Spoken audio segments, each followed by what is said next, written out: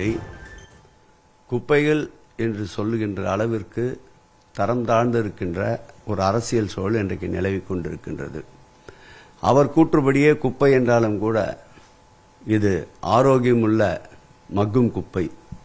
மக்கும் குப்பை எப்பொழுதுமே உரமாக அடுத்து பயிர்களுக்கு பயன்படும், பயிர் விளைச்சலுக்கு பயன்படும். மக்கா குப்பை எதற்கும் பயன்படாது, மற்ற உயிர்களைத்தான் பறிக்கும். எங்களை பொறுத்தளவில் அவர்கள் சொன்ன பாணியிலேயே சொல்லுகிறோம், நாங்கள் குப்பைகள் தான், மக்கும் குப்பைகள். அவர்கள் மக்கா குப்பைகள். இந்த நாட்டிற்கு பெரிய கேடு. இந்த மக்கா குப்பைகளை தான் வருகின்ற காலங்களில் மக்கள் அகற்றுவதற்கு தயாராகி கொண்டிருக்கின்றார்கள் என்பதை தெரிவித்துக் கொள்கிறேன்.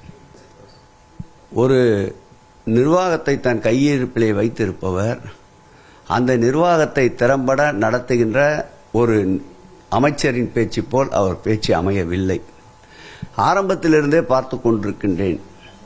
இந்த 100 நாட்களை கடந்த இந்த ஆட்சியில் அவரே முகநூலில் அதிகாரிகளை மிரட்டி முகநூல் பதிவிடுவது, உங்கள் மீது கடுமையான நடவடிக்கை எடுக்கப்படும் என்று. இன்றைக்கு கூட பார்த்தால் இது ஏதோ அரசினுடைய அதிகாரங்களை, அரசினுடைய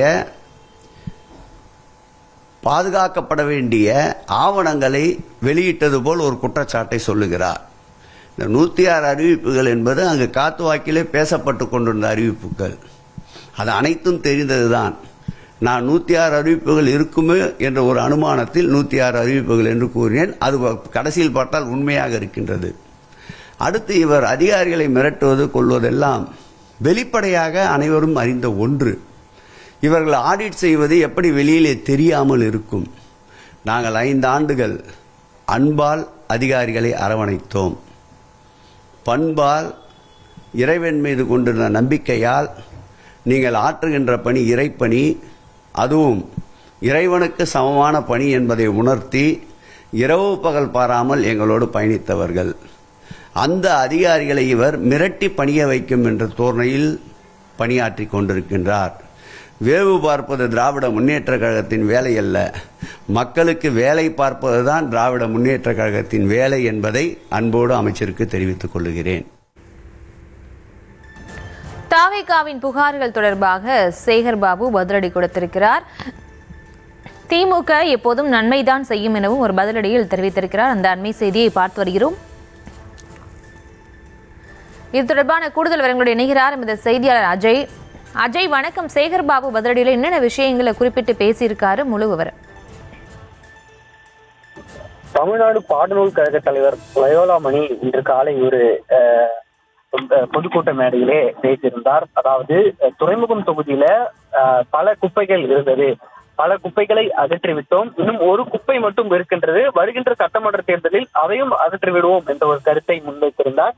இந்த கருத்து தற்போது துறைமுகம் சட்டமன்ற உறுப்பினராக இருக்கக்கூடிய சேகர் பாபு அவர்களை மறைமுகமாக சாடியிருக்கிறார் என்ற கருத்தும் நிலவி வந்தது. அதற்கு தற்பொழுது முன்னாள் அமைச்சர் சேகர் பாபு பதிலடியும் கொடுத்திருக்கின்றார்.